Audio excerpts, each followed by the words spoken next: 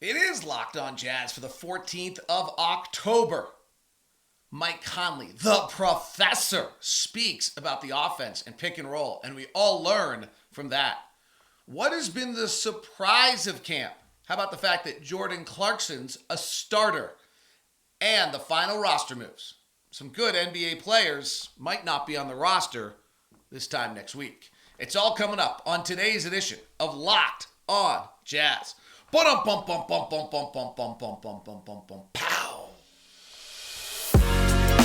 You are Locked On Jazz, your daily podcast on the Utah Jazz. Part of the Locked On Podcast Network, your team every day. How are you? I'm David Locke, radio voice of the Utah Jazz, Jazz NBA insider. This is Locked On Jazz, your daily podcast on the Utah Jazz, giving you insight, expertise, geeky numbers, and hopefully making it way better to be a Jazz fan each and every day. Thank you so much for making Locked On Jazz your first listen of the day. We are free. We are available on all podcasting platforms, apps, whatever it is you listen to your podcast, and on YouTube. Please subscribe, give us a 5-star review. And if you're on YouTube, please subscribe and hit that bell. That'd be great. Our question for the day: what do you think the roster cutdown will be? And what is your biggest surprise of camp? My biggest surprise of camp is that Jordan Clarkson looks to be a starter, and it tells you a lot about JC. And we'll talk about it coming up here in a second.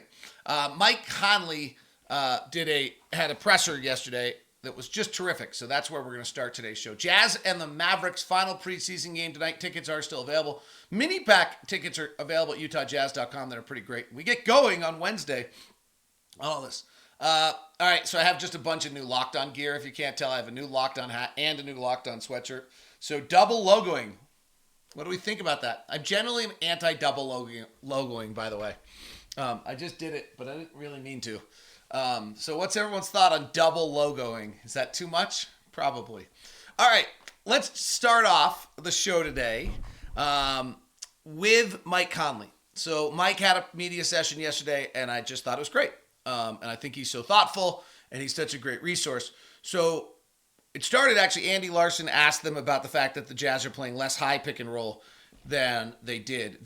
This actually leads to an entire NBA-wide thing that's going to go on this year, which is high pick and roll at the top, which has been kind of the staple of the league, is going to struggle with the amount of switching that's taking place in the league. You run the high pick and roll, unless you've got James Harden or you've got Giannis or you've got somebody where you're trying to run the pick and roll to get the switch.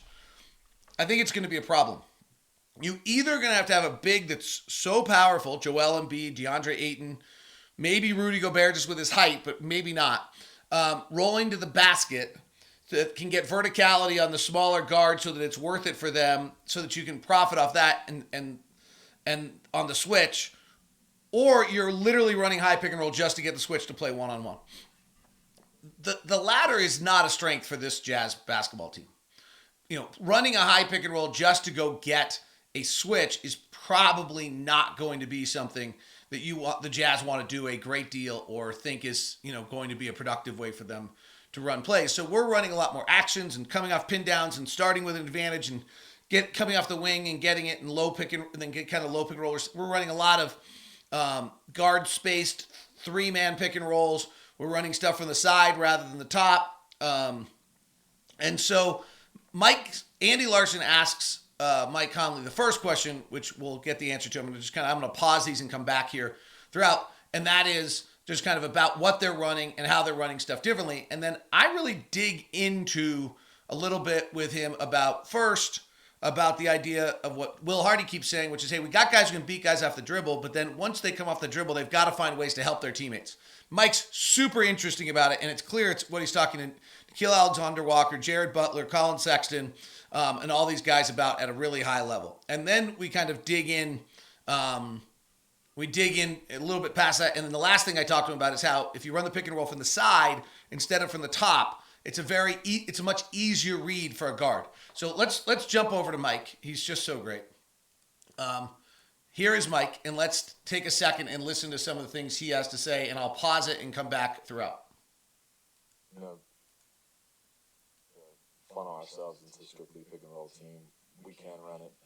We think with our versatility, with our size, especially with Lowry and Kelly and Vandal, all those guys around the perimeter who are quick, and we figure we can throw it to them, let them make decisions, dribble handoffs, a lot of off-ball screen actions, and really just try to run a lot. I think with a young team, it's easier to say get a stop and run, and guys will run as fast as they can. They'll get a bucket on the other end of the court. So if we can, do that better than we've done in the last few weeks, that'll be more of who we want to be. And then I think as the year goes on, we'll figure out what works, with different groups and what works with different guys. Obviously, I love pick and roll and being in as much as I can, but figuring out the guys and where people like the ball and where everybody can be effective is kind of like where we're at right now.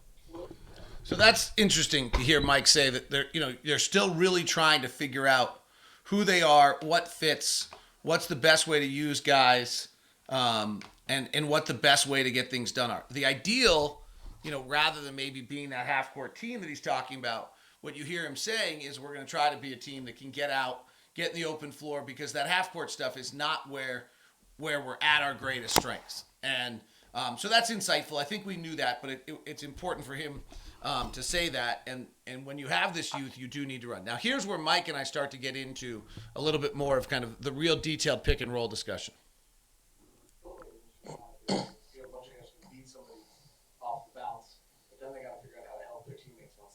Yeah. Well, can you take me back to, 12 years ago, 13 years ago?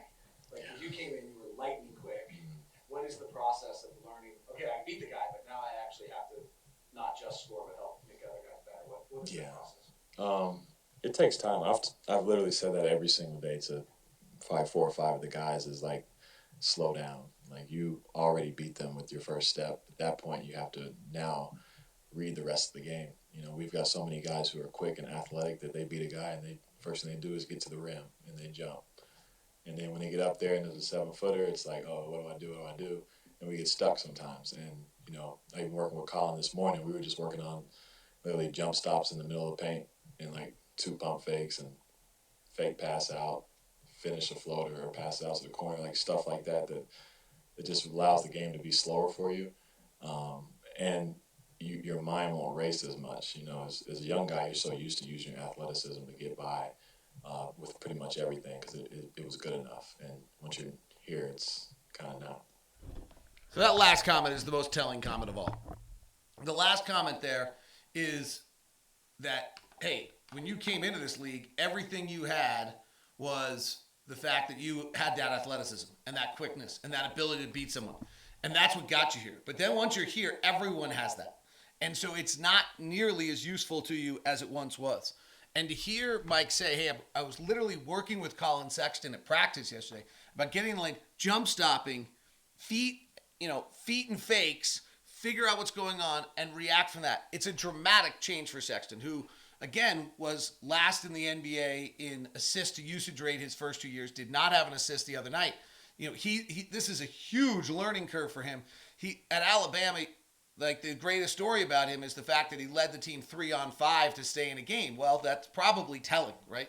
It's his greatest fit. He's competitive. He cares. He wants all the right things. He's a worker, super hard worker. Now, are you working on the right things? Are you developing your game in the correct fashion? And are you learning how to do it in a way that Will Hardy's talked about a lot, where you, hey, beat your guy, but can you make your teammates better? And Mike Conley's talking about, do you go on the search dribble? Do you go on the, do you jump stop, feet, fakes, make the play, read what's going on around you? The thing that I asked Mike next is, when you go into the lane, is it predetermined? Or are you... Do you know, like, hey, you look at it, you're like, I'm going to go feet and fakes in this, or I'm going to go search dribble? Or is it actually you're like reading all this? And I'll have that for you here in just a second. Today's show is brought to you by our good friends over at Murdoch Hyundai, located at 4646 South State Street, also located in Logan and in Linden. The Murdoch lineup of cars, or the Hyundai lineup of cars, is just outstanding, and the Murdoch company has 80 plus years, maybe even 90 at this point. I feel like I've done this show long enough that maybe it's 90 now, of work with the state of Utah and a part of our community. They are simply the best, and that is what makes Murdoch so great. The lineup of cars is amazing. The SUVs start with the little Kona, then they go to the Tucson, then they go to the Santa Fe, and then the gorgeous Palisade that you have to just love and adore.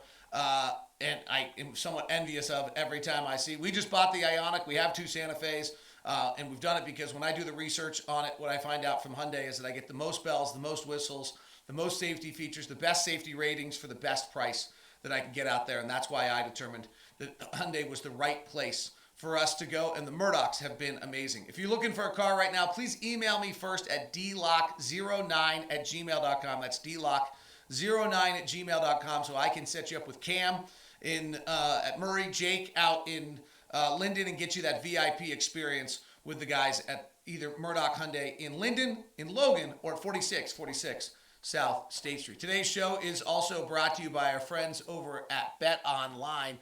Odds, news, scores, all of it at betonline.net. Get the latest sports information that you need for your weekend enjoyment with all the latest player developments, team matchups, news, podcasts, in-depth articles, and analysis on every game you can find. As always, BetOnline remains your continued source for all your sport wagering information with live betting, up-to-the-minute scores in every sport out there. MLB playoffs, MMA, boxing, golf, NBA season round. Head to betonline.net to use your mobile device to learn more. BetOnline, where the game starts. What do we got today? Last night, another Thursday night NFL football. Man, that post-game show is great, but boy, that show is terrible.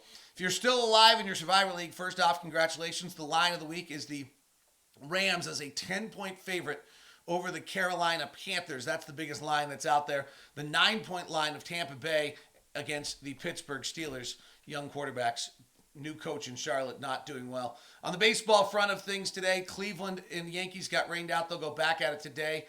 Yankees are a 1.5-point favorite, and the Padres and the Dodgers today. The Dodgers are a 1.5-point favorite with the Astros and Mariners tomorrow. Boy, one swing on the Mariners. And they're a 1.5-point dog. There, the Super Bowl, the World Series favorites are still the Astros at plus 240 with the Dodgers at plus 285. And our NBA odds, as the NBA futures opening night, Boston and Philadelphia. Boston's a 3.5-point favorite, and the Warriors are a 5.5-point favorite over the Lakers, and the Warriors are the odds-on favorite to win the NBA title. It's all at betonline.net, where the game starts. All right, let's go back to Mike Conley. So the part 2 of what I asked him was about the fact that of what he felt about whether he makes up his mind before he gets there or whether it evolves as the play happens. Let's say you do a national search term. Are you predetermining that beforehand? You know that you're doing that, or is that a read as you go on? Yeah, it's literally just you're writing the book as it goes. You know, there's a blank page when you come off a pick and roll, and you look up and you read the defenders on the backside. You read the guy guarding you. You don't really read as much the guy who got screened, because you figure he's getting screened and he's out of play, and now it's just looking behind that and seeing what avenues and lanes are open. And but you got to be looking to do that. You can't be with your head down. You can't be thinking, I'm just trying to score or predetermine anything. So it's just really trying to read and react to what's given to you. This is such a dramatic change. Like, if you think about this, the change that you're asking a player to make here is really an astronomically big change for a player to make. Here's a guy who's been the man on his team since 6th grade, 7th grade, 8th grade, AAU probably, always going to the basket, always scoring, always going to the rim, as that's the answer. And maybe there have been times where someone's cut him off and he hands it off, and that's his 3 assists a game. And now all of a sudden you're saying, come off that pick and read with your eyes up, not necessarily determined that you're going to the basket. I mean, we saw this with Don, frankly. He was not a natural point guard. We've seen it with Jared Butler. He's not a natural point guard. And so you suddenly see this. Now you're coming around that pick, as Mike's saying, you're reading everything that's in front of you. You're not worried about the guy behind you. But you've got to be eyes up, and you got to be thinking, and you got to be reading, and you got to be making decisions. Not just, I beat his man, I'm going, ugh, and exploding to the rack. Because at 6'1", 6'2" in this league, you're not there. When you watch Luka tonight, he's just always in control. It's slow, it's in control, it's at his pace. He's reading it, he's got it figured out, and he's also 6'9". And this is the biggest trend of the league, where the Mike Conleys of the world are suddenly, I don't want to say phasing out, but they're phasing out, in the sense that their 6'1" guards are hard to find or hard to survive. They exist, they're just hard to survive. What we're going to see is over half the teams in the NBA have a playmaker, their first or secondary playmaker, who's 6'9" or bigger. And that they can see, right? That's a huge advantage. Like, one of the things I didn't ask Mike about is when you get in there, even in those little pockets, the passing lanes are small now because everyone's so big. Like, this game has not gone small. This game's gone big. Remember, nobody in the draft, you'll hear this from me a million times this year, nobody in the draft in the first round was smaller than 6'4". So there's just no space. There's no passing lanes. There's nothing to be done on a lot of these plays. And then you get caught trying to drive the basket. If you're head down, and you didn't make the right read, you're really in trouble. The other thing that I've been told from coaches is that if you come off the wing on a pick and roll, clear side pick and roll, it's just a much easier read for a young guard, than it is coming from the top. So here's what I asked. I figured I might as well ask Professor Conley a few more questions. So I've heard that if you pick them on the side, you only have to make one read, but if you're coming up from the top, you're making 2 or 3. Can you explain that to me from a pro class? Well, from the side, it's empty. So if you got a side pick and roll, which we run a lot of those, you're really reading just the closest defender, help defender, who you either split and get to the middle of the paint. If he doesn't help, obviously you get there. If he helps, you advance the ball. Once you get to the paint, now you're reading the big, who would be, say, guarding a rim roller on our team, wherever that may be. If they drop back, you got a floater layup. If they commit to you, bounce pass, lob. So fairly simple. Down the middle, there's a lot more involved. Spacing's different. You can have 2 defenders, help defenders on either side, including the middle pick and roll action. So guy rolls, you got to read the top guy if he helps, or the bottom guy if he helps. If nobody helps, it's just 2-on-2 with you and the big going down the middle. So it can be tricky if you are not used to doing it. Because in the middle of it all, you still got to be looking to score. You still got to find your opportunities to make a play. So there's a bunch of reads you can make. So that's Professor Mike Conley, and that is a wonderful luxury and something fairly fabulous to have access to have someone sharing those thoughts and those comments with us each and every time. That is pretty cool stuff. I hope you enjoyed it. And it's worth watching, so keep an eye on. Like, if you want to get really detailed this year, in a year in which, we're probably going to be watching some things that aren't all, wins and losses. Like, sure, we'd all like to start 20-10. It seems unlikely. And so what can we watch for? Some of those things. Can Colin Sexton learn how to develop that read? Can he understand when to go to the basket, when to make the pass, when to plant and make, if you see tonight, Colin Sexton gets to the paint, plants both feet, starts feet and fakes, and then turns it over. Like, I actually would call that progress.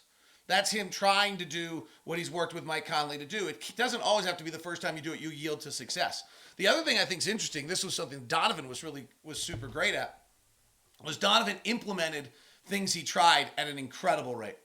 Donovan would I remember watching Donovan working with Johnny Bryant, and then almost immediately thereafter watching him suddenly put it into action. It was just amazing. Like, he'd be working on a move in practice during the day and shoot around that morning, and then in the game he would try it. Sometimes airball, sometimes miss the layup badly, but the fact that he would try it was huge. So, sometimes the success we're going to see is not going to be based on the fact that the guy actually had success with it, but that he tried it. We talked about Lauri Markkanen, who's just super talented, and how his first quarter the other night was 3 shots, 2 of them were threes. He just was kind of In the third quarter, he scored 11 points. He had 7 shots. One of them was a 3. He was really assertive. Okay, well, then, you know what? I'm going to take a 1 for 7 out of Lauri Markkanen somewhere along the way, because that's him being assertive, trying to instill himself in the game, and he didn't do it successfully, but he's at least doing what we need him to do and how we need him to play, right? You following me a little bit on that? So I think we'll see these times where these guys make mistakes, and we have to decide, that's progress. And in the case of Colin Sexton, working with Mike Conley, that's probably the player we're talking about the most. Let's see how he does that. The biggest surprise of camp to me has been the work and the idea that I think we're veering toward is that Jordan Clarkson's going to start. we'll see tonight. This is going to be an interesting game. But my guess is we're going to roll out with Mike Conley, Jordan Clarkson, Lowry Marketing, Kelly Olynyk, and Jared Vanderbilt as our 5-man starting lineup for the season. And Jordan Clarkson is your starting 2. And what has been really, really impressive to me is how Jordan has played both in Portland and in the game the other night as a starter. Like moving the basketball, playing with teammates, not taking the early quick shot, not taking the kind of outlandish crazy shot. He still has this total willingness to destroy his percentages by shooting in the final 4 seconds of every shot clock and the end of every quarter. It's like an act of giving to his teammates that's fairly remarkable. But he really has played with the team. He had 5 or 6 assists the other day. He's been great. And, we talk about Jordan Clarkson, the chameleon, as a person, that his whole personality to me, is this ability to float from one group of people to the other and kind of fit into all of them. He's just, the coolest kid around. He's doing the same thing on the basketball court, showing an ability to play as this outlandish 6th man who comes off the bench as a microwave and makes all these plays. And he's also showing the ability to play as a starter and worry about getting his teammates involved and playing with guys and doing exactly what the coach said. I mean, it's a really interesting step for Jordan. And I think that's the surprise of camp. We can talk about all sorts of other things. But to me, the surprise of camp is that I would suspect that we're going to see Jordan Clarkson in the starting lineup today, and that the bench unit will be Sexton and Beasley, and the starting lineup will be Conley and Clarkson. And I think that actually works, right? Like, you need, like Sexton with his driving, you need like a knockdown, bona fide, big-time shooter out there. Jordan can actually use Mike as that shooter, and Marketing with his size. It makes a lot of sense. It's just not where I thought we'd end up in any way, shape, or form. We do have our final roster moves that have to be made, so let's touch on that as we continue. It is Locked On Jazz, your daily podcast on the Utah Jazz, your team every day. Thanks so much for making us your first listen of the day. For your second listen today, the Ultimate NBA Preview is available at Locked On NBA on YouTube or on the Ultimate Preview. Search Ultimate Preview or Ultimate Pro Basketball, and you'll find it on your podcast. And it's a 6-part series of everything getting you ready for the NBA season. The Ultimate Preview series is available. Our football one's a big hit, and our basketball one is equally as good. All right, so the roster, there are 3 players that have to be cut. Great news yesterday. Doak Azubuike is back and available to play 5-on-5, and that is certainly cool. This kid has just busted his butt, worked so hard. We talked about it the other day on the show. So excited for Doak Azubuike to be healthy and back at it for the Jazz. And hopefully we'll even get to see him a little bit in the game tonight. I think that'd be such an uplifting experience for him. He's battled so hard. So with Udoka Azubuike available, I suspect the non-guaranteed contract of Cody Zeller is likely to be cut. As is always the case, Dan Clayton at Salt City Hoops did a really nice job kind of breaking this down on what the next level on this is. I think, so if you get a chance, I'll give him a tip of the hat. He does great work. So here's where it comes down to now. We've got 2 cuts that we have to make other than Cody Zeller's non-guaranteed contract. And I think in all fairness, the likely choices are Doak Azubuike, who feels unlikely, Leandro Balmero, Jared Butler, Stanley Johnson. And then the question is, what are you doing with Rudy Gay? So the first thing is on the Rudy Gay contract, you could stretch it. He's owed contract money next year. The other thing, though, frankly, is that number is so valuable, possibly to make a deal, work a deal, do something with the deal, that I feel like it's just, I don't think you can just cut Rudy Gay. He and Will Hardy have a good relationship. He hopefully, can be an asset to the young players on the roster, and we'll see how much playing time he gets. But the fact is that just that contract, I think, gets really, really difficult to. You're actually doing a disservice to the organization, one on the financially, but also because of the fact that you're piecing puzzle pieces together in the future if you're trying to make future deals, and there's a real chance that that puzzle piece is important, and that you're going to need that puzzle piece. So what gets interesting here, and I thought what some of the kind of comments that Dan Clayton made that I hadn't really totally thought about is that basically both Balmero and Butler are on minimum deals, and so it's easier for teams to pick up if they want to pick them up in some way.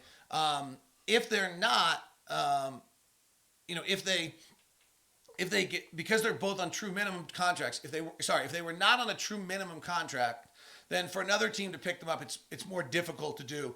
But because they're on a true minimum, you can just someone can go pick that up. Now Balmero has got an option, and the Jazz will have to decide if they pick it up and keep it. Stanley Johnson is on that minimum with Butler. Did I say Balmero? Stanley Johnson and Jared Butler are both on that. So all 29 teams could add them. Whereas on somebody else, teams with cap room or an exception are the only ones that could acquire him. So we'll see. I mean, there's always a chance that the Jazz are able to make some sort of move. I mean, the fact of the matter is that the Jazz, three NBA players, Cody Zeller could help someone win games. Stanley Johnson could help someone win games. Leandro Balmero could help someone win games. Doka Azubuike could help someone win games. And Jared Butler could help someone win games. I mean, the fact of the matter is that the Jazz are going to cut 3 viable NBA players, which is just a huge statement that the NBA is so ready for expansion, that we just have so much talent floating around here about what is going to take place, of who could play this league. And the margin is so slim. I tweeted out earlier this year, like the amount of guys we've had on rosters the last few years who aren't on teams anymore. It's just that hard to make this league. And I feel for like guys that get let go at this point in time, there's going to be 2 guys on most of these rosters that get let go that are really, really good. Like, I think Saban Lee, who got released and immediately picked up by Phoenix, is 39th pick of a draft. He's pretty good. And probably a viable NBA rotation player too. And he's battling to try to stay aboard somewhere. And then if he gets cut by Phoenix, like where does he go? If every team's cutting 2 or 3 guys that are viable NBA players, where do these guys go? And how do they get their next gig? So it's some nervous time for some of these guys right now. And a real, tonight's a big opportunity for them if decisions haven't already been made and they have, or at least more importantly, even if decisions have been made, it's another chance for them to be able to put, game on tape and let people see what they can do for the Jazz. So it'll be interesting. I mean, Jared Butler, we talked about a lot yesterday, and the growth he's trying to have and the steps he's trying to make. Leandro Balmero, we've talked about a lot, who I really like. I love the way he plays. He doesn't rim finish well, and he hasn't shot it well yet, but he knows how to play the game. He can get anywhere he wants on the floor. He's got kind of a beautifully aesthetically pleasing game.